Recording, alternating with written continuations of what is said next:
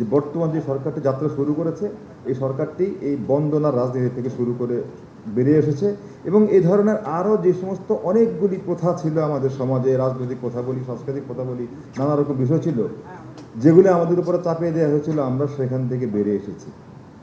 এই আজকে আমরা 180 দিন আজকে সরকারের, জনগণের সরকারের, আসলে এই 180 দিন আমরা উদযাপন করতে যাচ্ছি, বিষয়টা এটি না। সাধারণত কোনো একটি নতুন গভর্নমেন্ট আসলে সারা বিশ্বের দেশে দেশেই বলা হয় যে 100 দিন হচ্ছে হানিমুন পিরিয়ড এবং এই 100 দিনের মধ্যে বেশ কিছু কর্মসূচি থাকে, এই সমস্ত কারণে পালন করা হয়। সেই ধারাবাহিকতায় বাংলা এটা নর্মালি চলে এসেছে। এটা কিন্তু গভর্নমেন্টের কাছ থেকে ডিক্লেয়ার্ড কোনো দিবস ছিল না যে আমরা 6 মাস পূর্তি করবো, বরং কাজ করতে গিয়ে দেখা যায় যে কোনো একটি পরিকল্পনা বাস্তবায়ন করতে গেলে বেশ কিছু সময় লাগে, সেক্ষেত্রে 6 মাস লাগে অন্তত একটা প্রাথমিক রেজাল্ট বেরিয়ে আসতে।